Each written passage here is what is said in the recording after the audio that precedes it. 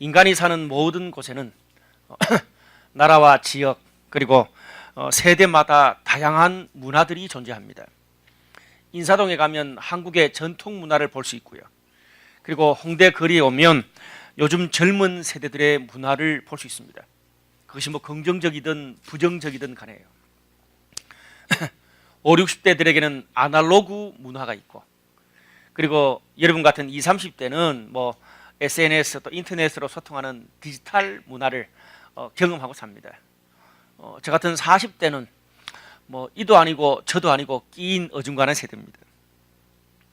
근데 여러분, 이 문화라는 것이요, 어떤 시각으로 바라보고 평가하느냐에 따라서 그가 사는 세상, 그가 세우는 이 가정, 직장, 교회 또 세상이 달라집니다. 문화를 평가하는 시각이 중요해요. 그리고 내가 누리고 속해 있는 문화뿐 아니라 나와 다른 사람의 문화까지 어떻게 바라보고 또 어떻게 수용하느냐에 따라서 우리의 그 폭도 훨씬 더 넓어질 수 있습니다. 문화에 대해서도 다양한 서로 다른 시각들이 있습니다. 뭐 때문에 좀 전문적인 이야기 말고 그냥 우리가 대중적으로 좀 알려진 그런 분들 이야기를 좀 한다면은, 예를 들어서 진중권 교수 같은 분은 이 문화를 바라볼 때 좀 진보적인 시각에서 문화를 평론합니다. 근데 이어령 교수라고, 이분은 나이가 좀 많이 드신 분이세요. 그래서 젊은 세대들이 잘 모르는데, 이분은 아주 이 보수적이고 우파를 대표하는 그런 문화 평론가입니다. 서로 이 비교해 보면서 읽으면 참 흥미롭습니다. 진중권 교수는 뭐 TV나 언론에 많이 나오기 때문에 우리가 뭐 다는 몰라도 어느 정도는 우리가 익숙합니다. 오늘은 제가 이 이어령 교수에 대해서 제가 좀 이야기를 할까 합니다. 제가 이분의 그 견해에 다 동의하는 것은 아닙니다. 뭐 동의하는 부분도 있고 그렇지 않은 부분도 있습니다. 그런데 오늘 설교와 관련돼서 제가 좀 인용하기를 원합니다. 이분은요, 우리 전통 문화 속에 있는 한국인의 정서의 어떤 본질을 캐치하는 그런 문화 에세이의 선구자라고 이야기할 수 있는 그런 분입니다. 과거에 초대 문화부 장관을 지낸 분이죠. 그 이어령 교수가 올해 초에 1월 달입니다. 올해 초에 80년 자신의 인생을 책으로 엮어서 출간했어요. 그 책 제목이 생명이 자본이다. 생명이 자본이다라는 책의 제목입니다. 그 책에 보면 50년 전에 우리나라 사회가 이 전쟁과 피난살이의 그런 상처가 여전히 남아 있었던 그런 시기죠. 그런 어느 추운 겨울밤에, 당시는 뭐 이렇게 보일러를 떼거나 연탄을 떼거나 뭐 그런 시절이었습니다. 잘 사는 집은 보일러죠. 근데 이 서민이다 보니까 연탄불이 꺼졌어요. 추운 겨울밤에 얼마나 내 몸이 춥겠어요. 내 몸 챙기기도 힘든데 추위 때문에 어항에 살얼음이 얼어가지고 이 금붕어 3마리가 죽게 됐습니다. 그래서 아주 추운 몸을 이끌고 그것을 살려내는, 그 생명을 살려내는 경험을 통해서, 그는 유레카라고 뭐 이야기하는데, 그 생명을 살려내는 경험이 그의 평생의 인생의 이 자산이 됐다, 그런 이야기를 하고 있습니다. 가난과 배고픔 그리고 먹고 살고 또 놀 것이 없는 시절에 이웃과 떡 하나도 나누어 먹고, 또 뭐 놀 것이 없기 때문에 산으로 들로 그렇게 나무 꺾어서 그렇게 놀 수밖에 없었어요.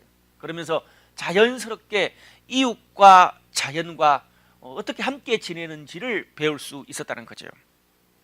뭐 거창하게 사회 정의나 환경, 생태학까지 이야기하지 않더라도 이 생명과 이웃 사랑을 실천하던 그런 아름다운 이 전통 공동체 문화가 우리나라 가운데 과거에 있었다는 겁니다.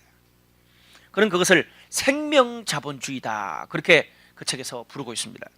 그런데 빠른 시간에 경제 성장을 이루면서 다른 사람을 이겨야, 밟고 이겨야 내가 살아남고, 그리고 개발이라는 이름하에 자연까지, 환경까지 다 밀어버렸다는 거예요. 한마디로 이 돈과 성공, 경쟁에 눈이 멀어가지고 정말 우리를 지켜주는 소중한 것을 다 잃어버리고 사는 그런 병든 자본주의에서 이제는 우리가 생명과 사랑을 실천하는 생명자본주의로 다시 돌아가야 된다.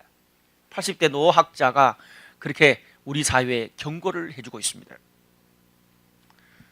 사실 이번 세월호 사건은 생명보다 물질과 성공을 더 추구하고 이웃과 공동체보다는 이기적인 내 욕심을 쫓아왔던 우리 사회의 병든 자본주의 모습을 뭐 정부나 기업이나 뭐 국민이나 그 할 것 없이 우리 사회의 병든 자본주의의 시상을 그대로 민낯을 보여주는 사건이라고 저는 생각합니다.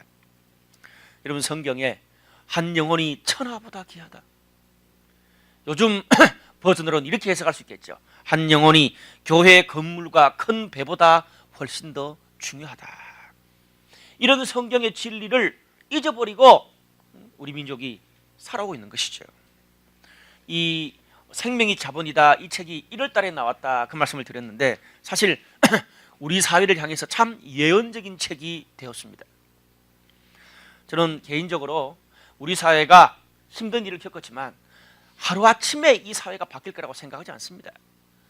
안전 시스템을 만드는 것이 그냥 기존 부서 없애고 새로운 부처 하나 만들고 뚝딱뚝딱 한다고 되어지는 것이 아니란 말입니다. 이번 세월호 사건을 교훈 삼아서 정부는 정부대로, 또 기업은 기업대로, 또 우리 국민들은 국민 한 사람의 가치관과 삶의 방식들이 달라지고 그런 것들이 문화로 쌓여야 안전 시스템도, 그리고 아름다운 그런 함께 공유하는 세상도 만들 수 있는 것입니다. 고상한 말로 시민사회가 성숙해져야 되는 것이죠. 그것을 위해서 우리는 너무 아픈 대가를 최근에 지불했습니다. 그 아픈 대가 지불한 것이 헛것이 되지 않기 위해서 우리는 정말 뼈를 깎는 고통으로 지금까지 우리가 살아왔던 우리 사회의 그런 잘못된 가치관, 또 왜곡된 신앙의 틀을 근본적으로 다시 세우고 우리 삶뿐 아니라 우리 사회도 새롭게 달려가야 될 줄로 믿습니다. 저는 오늘 본문 말씀을 통해서 우리의 잘못된 가치관, 왜곡된 신앙의 틀을 어떻게 바꿀지 함께 생각해 보기를 원합니다. 오늘 본문의 이야기는 예수님께서 4,000명을 먹이는 사건입니다.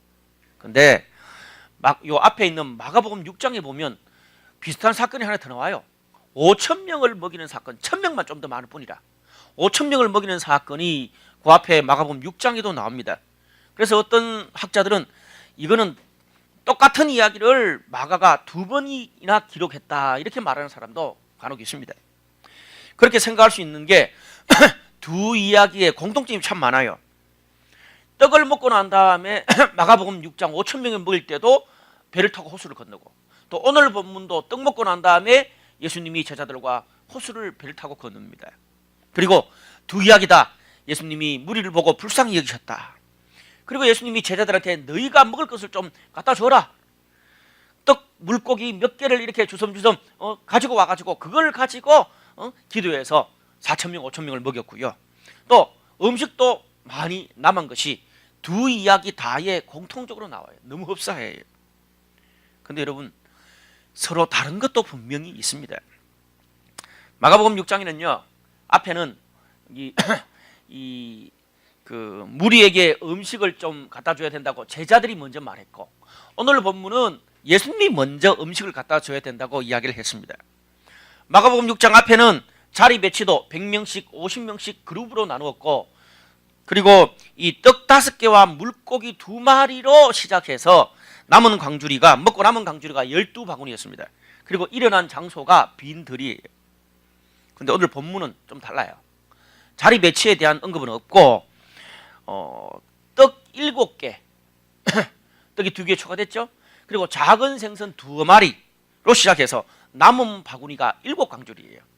한 5광줄이 줄었죠. 그리고 일어난 장소가 빈들이 아니고 광야입니다. 원어로 볼 때 정확하게 달라요. 만약에요, 똑같은 사건을 2번 기록했다면 이 둘 중에 한 이야기는 뭐 숫자나 이 기록하는 것을 잘못한 거예요. 착각한 거예요. 근데 비슷한 상황에서 전혀 다른 사건이 두 지역에서 일어났다면 그것은 맞는 거죠. 그 이야기가 맞는 게 오늘 본문의 19절과 20절 말씀에 보면 예수님이 제자들에게 배 타고 가면서 직접 5,000명 먹일 때와 4,000명 먹일 때를 2번 언급합니다. 똑같은 비슷한 일이 2번 일어났다는 말이에요. 여러분, 중요한 것은 오늘 이 두 이야기, 5,000명을 먹이는 사건과 4,000명을 먹인 사건에 주는 교훈의 포인트가 다릅니다. 마가복음 6장에 5천 명을 먹이는 사건은 예수님이 가난하고 불쌍한 영혼들을 먹이신다, 사람들의 섬김을 통해서 먹이신다는 거기에 포커스가 있고, 오늘 본문에 4천 명을 먹이는 사건은 이 먹이는 것 그 자체보다 먹이고 난 다음에 일어나는 바리새인들과 제자들 사이의 그 논쟁, 그 뒤에 일어나는 이야기가 포인트예요. 오늘 본문 11절에서 21절 그 먹이고 난 뒤에 일어나는 논쟁이 오늘의 핵심 메시지입니다. 결국 오늘 본문은요, 4천 명을 먹이고 난 다음에 그것을 바라보는 신앙적으로 평가하는 세 부류의 사람들이 나오는데, 바리새인, 헤롯왕, 그리고 제자들의 왜곡된 신앙을 예수님께서 고쳐주시는 사건입니다. 어떤 면에서 지금 우리 사회에, 그리고 지금 우리 크리스찬들과 그리고 우리 한국의 이 정부, 기업, 국민들에게 꼭 필요한 그런 가치관이다, 저는 그렇게 생각을 합니다. 먼저 본문 11절에서 15절까지 바리새인과 헤롯에 고쳐야 될 부분은 뭡니까? 4천 명을 먹인 후에 바리새인들이 예수님한테 와가지고 하늘의 표적을 보여달라고 이야기를 했어요. 짧게 한 문장으로 나와 있는데 이걸 좀 쉽게 말하면 이런 식이에요. 당신이 정말 하나님의 아들이라면, 아니 이거 4천 명을 먹이는 기적도 일으켰고 5천 명을 먹이는 기적도 일으켰으니까 우리 바리새인들 눈앞에서 지금 여름인데 갑자기 막 눈이 내리는 것을 3번만 보여주면 우리가 당신을 더 이상 욕하지 않고 믿겠다. 이 땅을 이끌어가는 정치 지도자들, 종교 지도자들, 그리고 공부를 많이 하는 학계 지도자들은 우매한 백성들하고는 달라서 4천 명, 5천 명 먹이는 것 가지고는 완벽하게 당신을 하나님의 아들로 못 믿겠으니까 더 확실한 증거를 보여달라, 여름에 눈만 3번 내리게 해달라, 뭐 이런 식으로 이야기한 거예요. 쉽게 말하면 어차피 예수 당신이 하나님의 아들이라는 것을 믿게 하려고 이 땅에 왔지 않냐, 그렇다면 괜히 시간 낭비할 필요 없이 그거 하나면 눈 3번이면 게임 끝이라, 얼마나 좋은 기회냐 이 말입니다. 근데 오늘 본문에 보니까 예수님이 그것을 단호하게 거절하십니다. 그러면서 바리새인의 누룩과 헤롯의 누룩을 조심하라는 거예요. 여러분, 누룩이 뭐냐 하면 이 보통 뭐 빵이나 이 떡을 구울 때 이 누룩을 넣으면 그것을 이렇게 더 부풀게 합니다. 한국에서는 그걸 뭐라 그러죠? 예? 이스터. 예, 좋습니다. 이스터라고 보면 돼요. 이스터, 그러니까 동쪽인 줄 알았어요. 하여튼 그 누룩인데 이스터예요. 그거를 넣으면 더 부풀리게 한다는 말이에요. 예, 필요한데 그게 뭐냐면 다 웃었어요? 예. 비슷한 것 같은데 좀 부풀려서 말하는, 좀 비슷한 것 같은데 마지막에 가보면 잘못된, 뭔가 설정 바꿔놓은 왜곡된 거다, 그 말입니다. 여러분, 5천 명과 4천 명을 먹이는 기적까지 베푸셨던 예수님께서 바리새인들의 말이 전혀 틀린 것도 아닌데 그들이 기적을 요구했을 때 작은 기적 하나도 왜 주지 않으셨을까요? 그러면서 예수님 성경에 보니까 이 세대들에게 내가 표적 하나도 주지 않겠다고 속으로 탄식하십니다. 그 이유가 뭘까요? 오늘 본문 2절과 3절 말씀에 나옵니다. 내가 무리를 불쌍히 여기노라. 그들이 나와 함께 있은지 이미 사흘이 지났으나 먹을 것이 없도다. 만일 내가 그들을 굶겨 집으로 보내면 길에서 기진하리라. 무슨 말이에요? 예수님께서 4천 명을 먹이는 기적을 베푸신 이유가 따라온 수많은 사람들이 3일 동안 아무것도 못 먹고 따라왔다는 거예요. 거기에는 보면 병자들도 있었을 거고 멀리서 온 사람도 있었을 거예요. 그러면 3일뿐 아니라 더 많은 시간 못 먹었을 수도 있어요. 그들을 보니까 너무너무 불쌍하고 안타까워서 도와주겠다는 마음에, 그 하나님의 사랑의 마음에서 나온 것이라. 그래서 기적을 베푸셨다는 말입니다.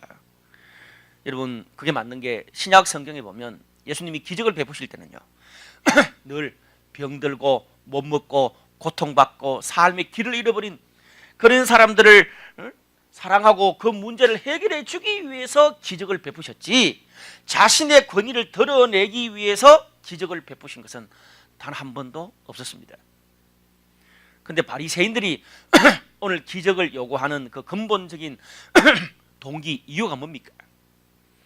당신의 능력이 얼마나 큰지 사람들에게 한번 보여달라. 그러면 꼼짝하지 못하고 설득당하게 될 것이다. 한마디로 말해서 자신의 종교적인 욕망과 권위를 보이기 위해서 기적을 요구했다는 거예요. 여러분, 성경은요, 마가복음은 이제 이 마가복음 8장 9장부터 계속 이제 나오는데, 예수님이 기적과 축복으로 세상을 구원하신 게 아니라 십자가의 끝없는 성육신의 사랑으로 이 땅을 구원하고 사람들을 구원했다고 성경은 말하고 있습니다. 그 인간들을 구원하기 위해서 하나님의 자리도 버리고 이 땅에 인간의 모습으로 오셔서 죄 많은 인간들과 함께하고 그들의 고통을 함께 나누고 돌보고 섬기다가 결국 자신의 몸까지 주신 그 사랑, 그 하나님의 사랑으로 이 세상을 구원했다는 겁니다. 기적과 축복은요, 그렇게 사랑하고 돌보다 보니까 기적과 축복이 나온 것이지, 그 기적과 축복 그거 들이밀기 위해서 이 세상에 온 게 아니라는 말입니다. 그런데 오늘날의 교회와 크리스찬들은 십자가의 길보다는 기적과 축복의 길을 훨씬 더 좋아하는 것 같습니다. 그렇잖아요. 당장 지금 필요하니까. 그게 쉽고 사람들에게 더 어필하기 때문에 그렇습니다. 그래서 사람들이요, 신앙생활 하면서도, 교회 오면서도 하나님의 기적과 축복으로 내 일이 잘 풀리고 하나님이 내 기도 응답 들어주시면, 아, 하나님이 나와 함께 하시는구나, 나를 사랑하시는구나, 그렇게 생각하고 막 감사의 시간에도 고백하고 그러잖아요. 근데 거꾸로 하나님이 내 기도도 잘 안 들어주시고 하나님의 기적과 축복도 없고 삶이 잘 안 풀리면 어떻게 생각합니까? 하나님은 왜 나를 사랑하시지 않지? 왜 저 사람보다 나를 사랑하시지 않지? 왜 하나님은 나의 삶에 함께하지 않지? 그것 때문에 신앙적으로 헤매는 사람들이 우리 주위에 훨씬 더 많다는 거예요. 여러분, 흔히 우리가 이런 말 하잖아요. 내가 하나님을 믿었더니, 기도 많이 했더니 하나님 축복받아서 1등 했습니다. 그리고 이 공무원 시험에 합격했습니다. 연봉 1억, 연봉 10억이 됐습니다. 하나님 잘 믿으면 하나님이 축복해 주십니다. 거기서 끝나면 좋을 텐데, 목사님이 또 그 이야기 듣고 성도들한테, 우리 교회 어떤 집사님 아들을 보십시오, 하나님 잘 믿고 교사 열심히 하고 성가대 열심히 하고 기습기도 열심히 했더니 그 자식이 연봉 10억에 사법고시 됐습니다. 여러분도 하나님 잘 믿으면 이런 축복 받습니다. 물론 하나님 도우셨겠죠. 귀한 일이에요. 저는 그거 자체를 부정하고 싶지 않습니다. 그런데 문제는 그걸 가지고 하나님의 축복, 하나님의 사랑을 기준 삼으면 우리 신앙생활에 굉장히 어려운 문제가 생긴다는 거예요. 오늘 이 떡 문제는 그 이야기를 해주고 있는 것입니다. 자, 저처럼 좀 시익한 사람이 좀 더 이야기해 볼게요. 자, 1등 10억, 그리고 이 공무시험 합격했는 사람이 하나님 축복받은 거예요. 그러면 그 사람 같이 시험 칠 때 2등부터 999등, 그리고 시험에 떨어진 사람 연봉 1억은 고사하고 99%의 월급쟁이 들은, 그럼 하나님의 사랑과 축복을 못 받은 거냐? 그 교회에서? 제가 너무 부정적으로 보는 겁니까? 여러분, 성경에 나오는 하나님의 사랑은요, 우리가 잘 될 때나 안 될 때나, 우리가 하나님 뜻대로 살 때나, 그리고 죄인으로 살 때나 상관없이 늘 변함없이 끝까지 우리를 사랑하고 돌보고 우리를 돌보기 위해서 죽기까지 하신 사랑이라고 성경은 말하고 있습니다. 오히려 못난 자식, 실패한 자식, 길 잃어버린 자식 훨씬 더 사랑하세요. 여러분이 최근 몇 달 동안 더 실패하고 더 마음이 바닥이고 더 힘듭니까? 오히려 하나님의 사랑을 더 받을 자격이 있는 거예요. 내가 교회를 한 몇 달 동안 못 오고 처음 왔어. 그렇기 때문에 더 하나님의 사랑을 받을 자격이 있는 거야. 눈치 보여가지고 이랬는 게 아니라 복음을 잘못 이해한 거예요. 하나님의 사랑을 잘못 이해하는 거예요. 하나님의 사랑을 자본주의, 병든 자본주의 방식으로 이해하는 거죠. 좀 어려운 말로. 시험에도 떨어지고 마음도 바닥이고 이렇게 안 풀릴 수가 있나 싶은데도 하나님의 사랑으로 잘 견디고 정말 더 꿋꿋하고 더 바르게 산다. 그거 하나님의 사랑 축복받은 거죠. 아멘? 아멘 이랬다는 거예요. 연봉 10억인 걸 자랑할 게 아니라 자랑해야죠. 근데 하나님 앞에서는 자랑할 게 아니란 말이야. 하나님 앞에. 하나님한테 연봉 10억이 무슨 소용이야? 그 휴지조가 똑같은데. 연봉 10억을 자랑할 게 아니라 연봉 10억인데도 검소하게 살고 가난하고 연약한 사람들 입장에서 함께 살더라. 그게 정말 하나님의 사랑과 축복을 받은 거라는 그 말입니다. 여러분, 바리새인의 누룩이 뭐예요? 하나님의 사랑과 하나님의 십자가의 사랑을 기적과 축복으로 대체하는 거예요. 오늘 이 부분에 우리의 잘못된 가치관과 신앙의 틀이 바르게 교정될 수 있기를 바랍니다. 오늘날 한국 교회, 한국 크리스찬들만큼 기적과 축복을 많이 받은 나라가 어디 있습니까? 또 기적과 축복을 한국만큼 많이 이야기하는 데가 없어요. 맞잖아요. 방방곡곡에 교회가 이렇게 많고, 물론 뭐 작은 교회도 많지만 전 세계 10대 교회 중에 가장 많은 숫자가 우리나라에 있습니다. 이렇게 많은 기적과 축복을 한국 교회가 보여줬다면 믿지 않는 세상 사람들이 얼싸 좋다 당연히 믿어야 될 텐데, 왜 요즘 믿지 않는 세상 사람들은 기독교인들, 기독교를 더 손가락질하고 개독교라고까지 욕하고 있을까요? 기적과 하나님의 축복을 너무나 많이 이야기하고, 또 그렇게 축복받은 사람들까지 막 간접으로 내세우고 막 기도까지 하고 인증샷까지 찍어줘. 그러면 당신들도 그렇게 할 수 있다고. 그런데 문제는 뭡니까? 정작 세상의 고통, 가난하고 연약한 사람들의 아픔에 동참하고 돌보고 희생하는 십자가의 모습을 볼 수 없기 때문에 기독교를 욕하는 것입니다. 그런 면에서 예수님은 우리에게 정말 지혜로운 것을 가르쳐주고 있습니다. 여러분, 세상은, 사람들은 축복과 부유함이 아니라 그들의 고난에 함께 동참하고 사랑하고 돌보는 십자가를 질 때 마음을 열고 주님께 돌아올 수 있습니다. 자, 그 다음 두 번째는 헤롯의 누룩입니다. 헤롯의 누룩. 우리가 마가복음 6장을 보면 헤롯의 이야기가 또 한 번 더 나와요. 헤롯은요, 당시 이스라엘의 왕이었습니다. 근데 이 사람이 좀 성적으로 문란해요. 그래서 자신의 동생의 딸과 불륜을 저지르고 딸까지 낳았어. 근데 그 당시에 이 예수님이 활동하기 전에 그 당시에 백성들이 가장 존경하던 선지자가 세례 요한이었습니다. 근데 세례 요한이 용기 있게 목숨 내놓고 헤롯 왕, 당신 그 불륜, 동생 그 와이프 취한 거, 불륜한 거 잘못된 거라고 공식적으로 막 이야기를 하니까 헤롯이 부담을 느끼고 그냥 감옥에 가둬버렸어요. 그런데 세례 요한을 너무 미워하긴 했지만 헤롯이 볼 때 정말 하나님의 선지자거든. 뭐 이 사람을 죽이거나 해코지하면 자신이 큰 일을 당할 거라는 생각이 있어가지고 그냥 감옥에 가두는 정도만 하고 말았어요. 그런데 그 불륜에 빠진 그 아내와 딸이 계략을 써가지고 결국 자기 아버지를 쑤셔가지고 헤롯 왕이 이러면 안 되는 줄 알면서도 세례 요한을 죽여버리고 말았습니다. 이러면 안 되는 줄 알면서도 죽여버렸다는 말이에요. 여러분, 헤롯의 누룩의 포커스는 바로 이러면 안 되는 줄 알면서도 이거예요.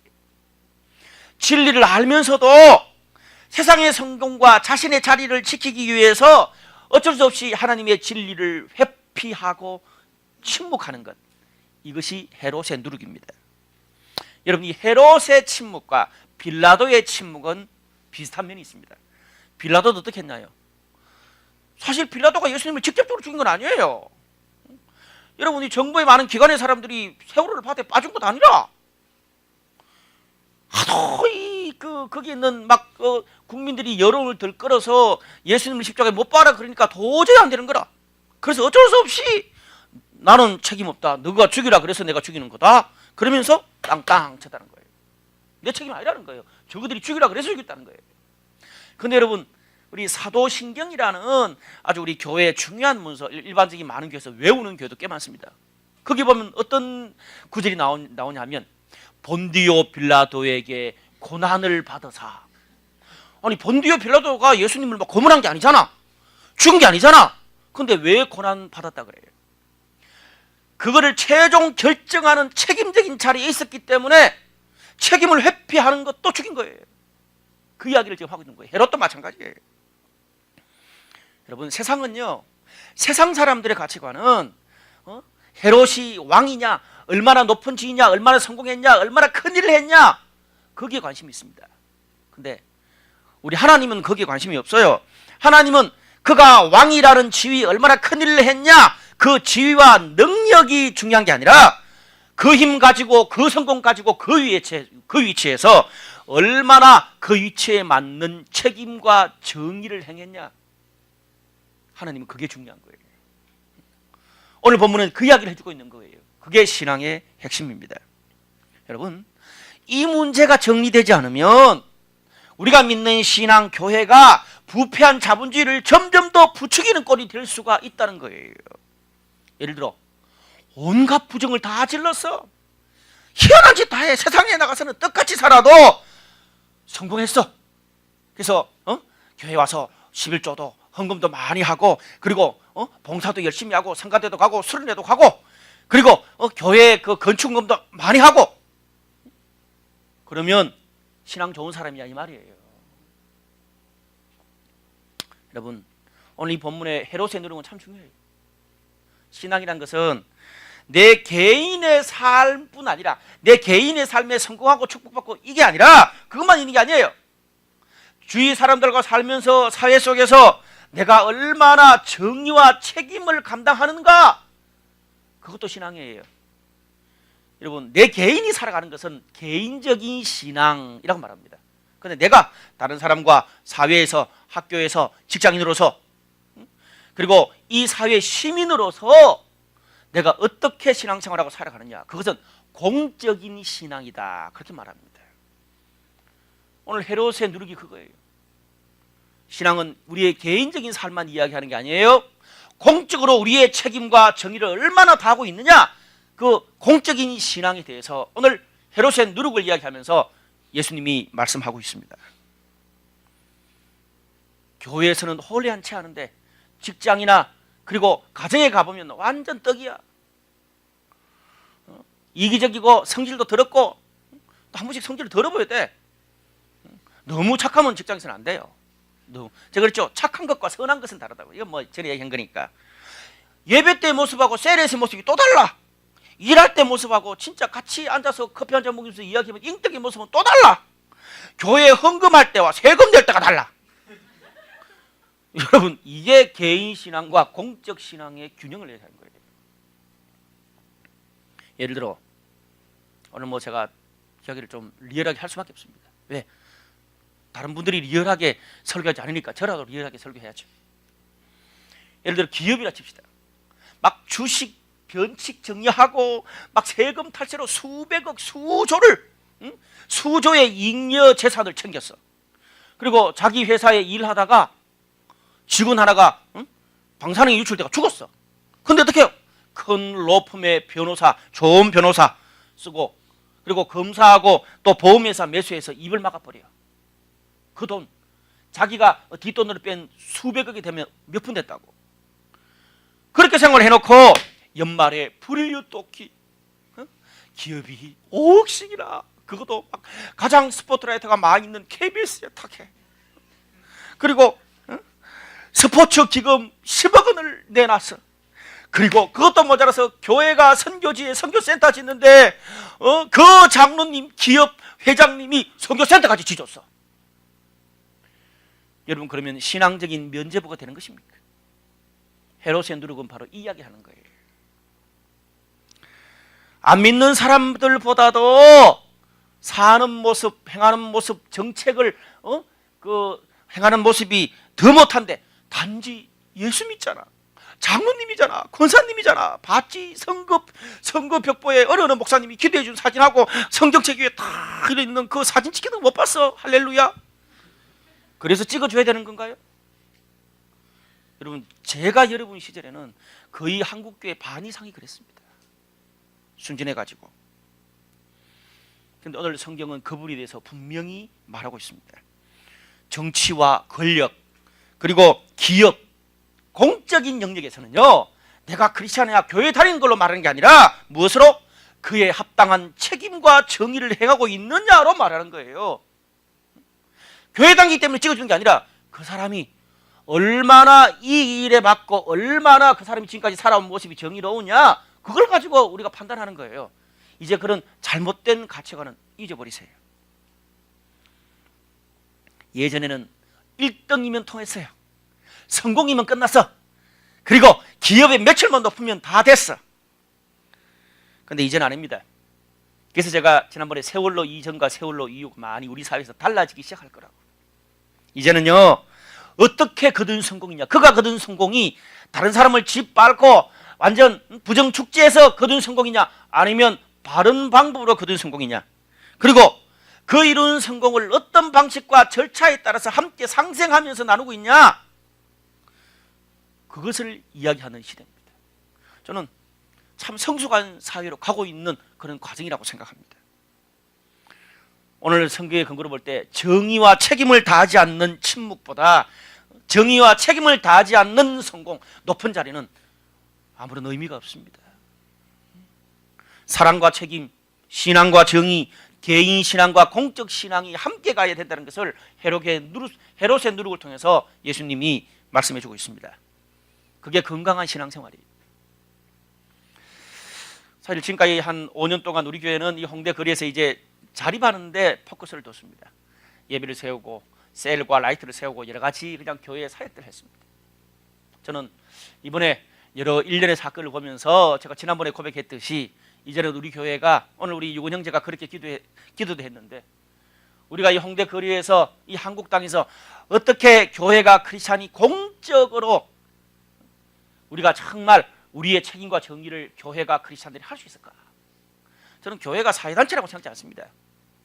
또 교회 전체가 한 가지 일을 다 한다고 생각하지 않습니다. 교회 전체가 촛불 들고 나가라 이런 말이 아니에요. 우리 안에 다양한 관심과 은사가 있잖아요. 어떤 사람은 촛불 드는 걸 잘하는 사람이 있고 어떤 사람은 조용히 글 쓰는 걸 잘하는 사람이 있고 어떤 사람은 뭐 이렇게 다른 사람 잘 섬기고 돕는 사람이 있고 다양한 관심이 있잖아요. 어떤 사람은 농촌 봉사활동에 어떤 사람은 다양한 다문화 가정에 관심 있는 그런 다양한 사람이 있잖아요. 이제는 우리 안에 있는 이 관심을 잘 다독거려 가지고 정말 우리가 할 수 있는 만큼 저는 이렇게 저는 참 보편적 상식적인 생각을 하는데 우리가 일주일에 한 번도 열심히 있는 사람 되는데 쉽지 않아. 2주에 한 번 정도 저녁에 우리가 모이고 으쌰으쌰 해서 할 수 있는 정도 일. 얼마 한 번? 2주에 한 번 정도 으쌰으쌰 해서 할 수 있는 일. 열심히 있는 사람은 한 주에 한 번 좋고. 그렇게 해서 우리 안에서 다양한 관심을 가지고 어떤 사람은 정치 참여하고 어떤 사람은 사회 참여하고 어떤 사람은 돕고 어떤 사람은 그리고 붙이고 그리고 어떤 사람은 정부가 잘하는지 정말 감시하고 그런 다양한 일들이 우리 안에서 공적인 신앙의 모습이 우리 교회 안에 좀 있었으면 좋겠다 싶어요. 그것이 미래 다음 세대 교회의 가장 중요한 모습 중에 하나라고 저는 생각을 합니다. 그래서 일명하여 제가 블루 사역이다. 우리 교회가 블루 라이트니까 블루 사역이다. 그래서 제가 조만간 공적 신앙 뭐 학교를 하든지 이름을 하나 붙일 거예요. 공적 신앙 세미나를 하든지 제가 해야지. 그래서 한 3개월 동안 그 부분에 대해서 함께 잘 공부도 하고 탐방도 하고 먹고 노는 것도 하면서 우리가 나는 어디에 관심 있는가 생각해서 이제는 각자의 영역에 맞도록 파송해서 그렇게 우리 교회 안에서 다양한 영역의 블루 모임을 통해서 우리 사회의 공적인 신앙을 교회와 크리스찬들이 실천하는 것들을 해보고 싶어요. 관심 있는 분이 많이 참여해 줬으면 좋겠어요. 마지막 세 번째는 제자들의 잘못이라. 오늘 16절에서 21절에 나와 4,000명을 먹이고 난 다음에 배를 타고 이제 호수를 건너오는데 제자들이 하다 그 4,000명을 먹일 때 떡을 한 개밖에 안 가져왔다고 수군수군 거렸어. 왜? 예수님이 기적 베풀 때 자세히 보니까 물고기 2마리, 뭐 보리떡 5개, 보리떡 7개 뭐 이런 걸 숫자가 좀 있는데 그때 기적이 일어난 현장에서 한 개밖에 안 가져왔으니까 숫자로 볼 때는 5,000명에서 주니까 1,000명 아니면 뭐 800명으로 떨어지겠다 이런 생각했을 수도 있었어. 단순한 수치로. 그러니까 예수님이 어떻습니까? 너희가 그렇게 보고도 깨닫지 못하느냐 2번씩이나 구중을 하셨어요. 여러분 제자들이 뭘 몰랐습니까? 예수님이 기적을 베풀 때 기적을 베푸는 현장에 있었던 떡 가지고 와서 기적을 일으켰습니까?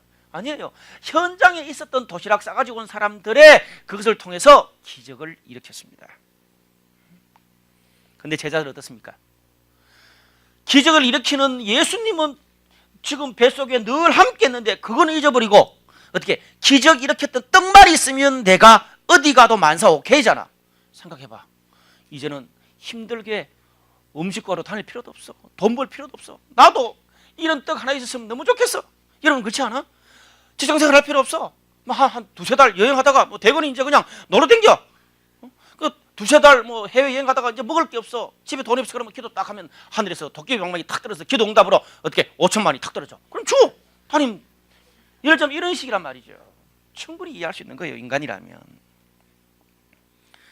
제자들의 문제는 여러분 신앙이란 게요.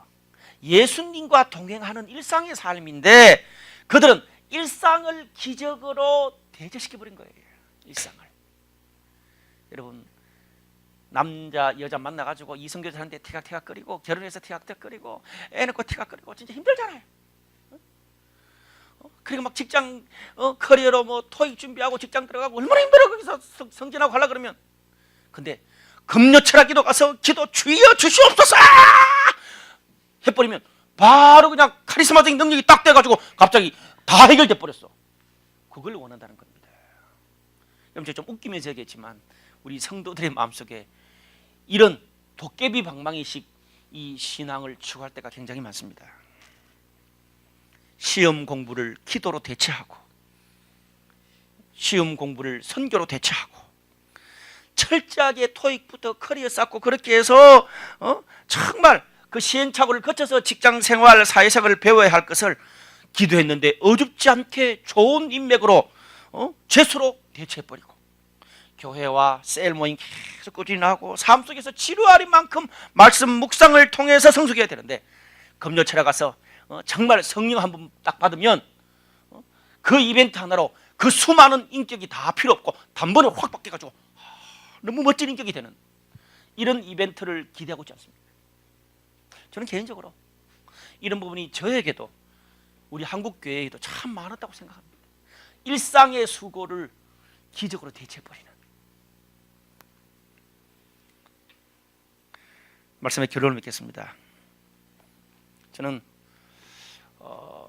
요한복음 20장 24절 25절에 도마 이야기를 하면서 말씀을 맺고 싶습니다.